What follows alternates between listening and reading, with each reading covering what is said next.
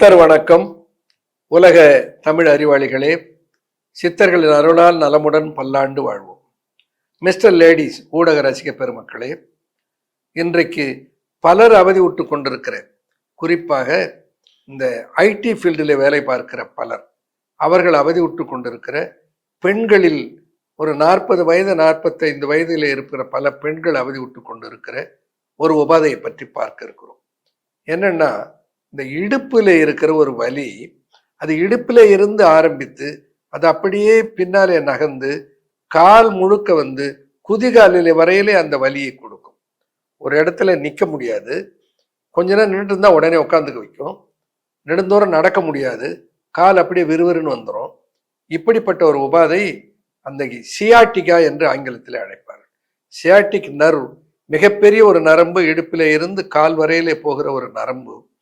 அந்த நரம்பிலே ஒரு அழுத்தம் ஏற்படுவதனாலே வருகிற வலியை சியாட்டிகான்னு சொல்லுவார்கள்.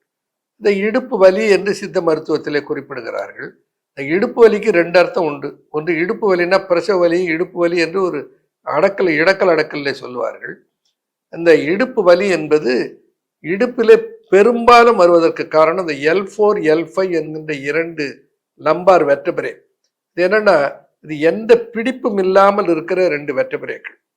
அந்த 2 முள் எலும்பு இப்படி குனிஞ்சு சடக்குன்னு எழுந்தா போறோம், அது விளைவிக்கும் அல்லது அது வீங்கிக்கும். சில நேரங்களில் ஒரு பக்கெட் அப்படி பிடிச்சி இழுத்தா போறோம், ஒரு சின்ன வெயிட், ஒரு புத்தகம் டேபிள்ல 8வது தூரத்துக்கு இப்படி எடுத்தா போறோம், ஒரு பின்னால எசபெசகா திரும்பினா போதும், டக்குன்னு அந்த வலி வந்துவிடும். இந்த L4 L5 என்கின்ற இடுப்பில் இருக்கிற எலும்புகளினுடைய நசுக்கப்படுதல், அதுக்கு இடையில இருக்கிற டிஸ்க் அழுத்தப்படுதல், அங்கே வீக்கம் வருதல், இப்படிப்பட்ட மாற்றங்களை எல்லாம் சேர்த்து என்ன சொல்லுவார்கள், L4 L5 இருக்கிற பாதகம் என்று குறிப்பிடுவார்கள். L5 S1 அந்த பாதகம் சிலருக்கு இருக்கும்.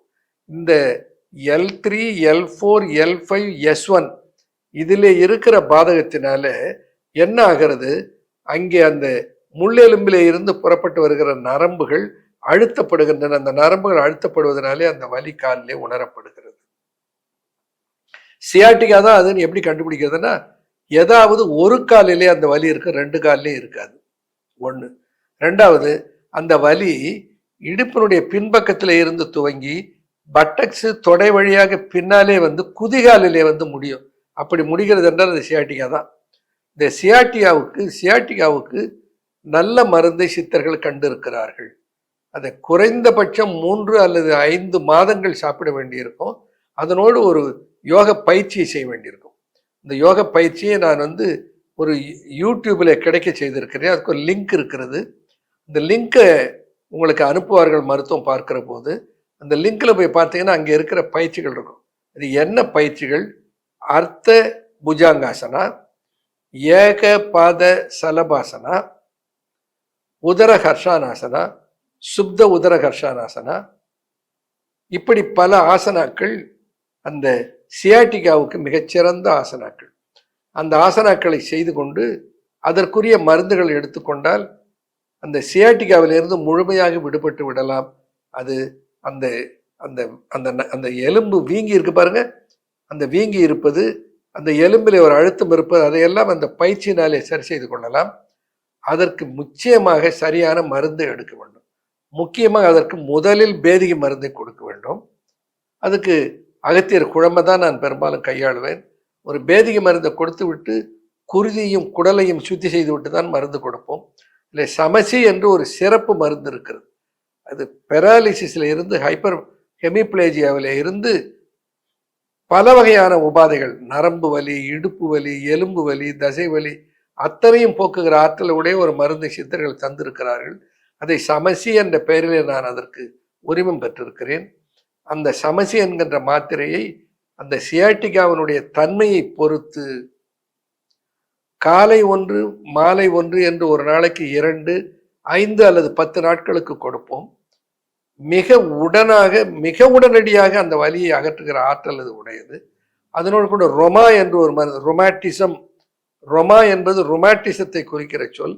இந்த இணைப்புகளிலே வருகிற உபாதையை போக்குவதற்கென்று ரொமா என்கின்ற மருந்தை, அதனோடு அமுக்கரா விட்டு என்று ஒரு மருந்தை கொடுக்கிறேன்.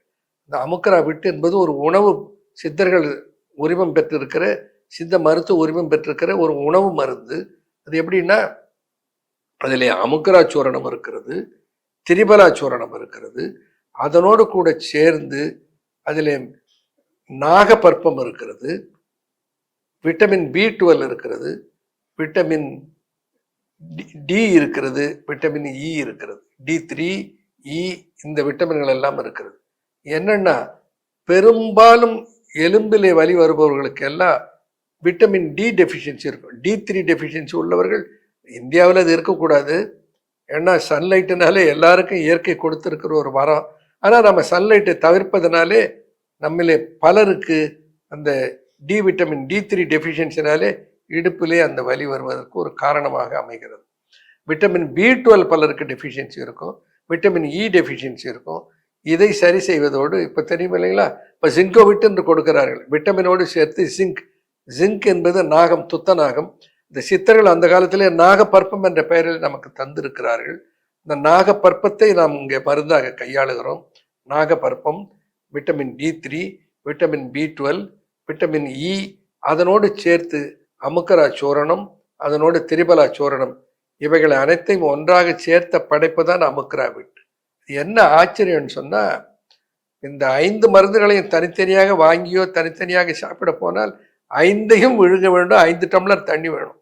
ஒரே மாத்திரைகளுக்குள்ள இந்த ரெக்கமெண்டட் டெய்லி அலவன்ஸ் என்று யுனைடெட் நேஷன்ஸ் உலக மருத்துவ கழகம் அமைத்திருக்கிறது பாருங்க, வேர்ல்டு ஹெல்த் ஆர்கனைசேஷன். இந்த வேர்ல்டு ஹெல்த் ஆர்கனைசேஷன் சொல்லியிருக்கிற முறைப்படி அதை அந்த அளவு இந்த ரெக்கமெண்டட் டெய்லி அலவன்ஸை மிகாமல் அதை சேர்த்து அதை உருவாக்கி இருக்கிறோம். அதை கட்டாயமாக கொடுக்கிறோம்.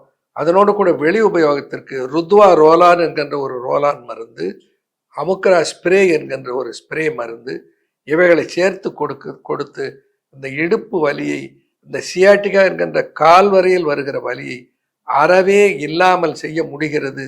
அதற்கு காரணம் சித்தர்கள்.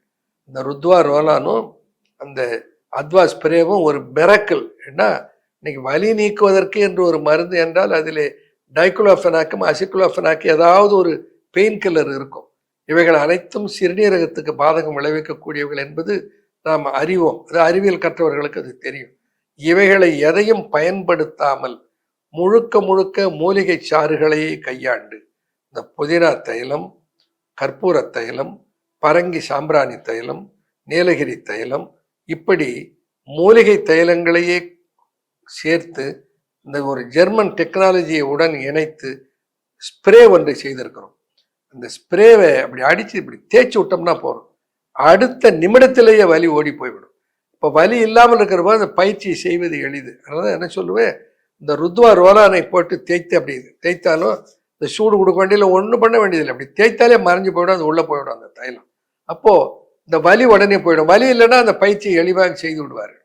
தொடர்ந்து இந்த ருத்வா ரோலானையும் அத்வா ஸ்ப்ரேவை இரவிலும் பயன்படுத்தி கொண்டு இந்த பயிற்சியை செய்து கொண்டு வந்தால், இந்த உள்ளுக்கு சொல்லுகிற மருந்துகளை எடுத்துக்கொண்டால் நிரந்தரமாக சியாட்டிக்காவிலிருந்து வெளியே வந்து விடலாம். இதை நீங்களாக மருத்துவர் ஆகிவிடாதீர்கள். மருத்துவரை வந்து கலந்து ஆலோசித்து முறையாக மருத்துவம் பெற்று அந்த உபாதையிலிருந்து விடுபட்டு தமிழ் கூறும் நல்லுலகம் ஆனந்தமாக வாழ வாழ்த்துகிறேன். But there is a way for a cure and treatment. நன்றி, வணக்கம்.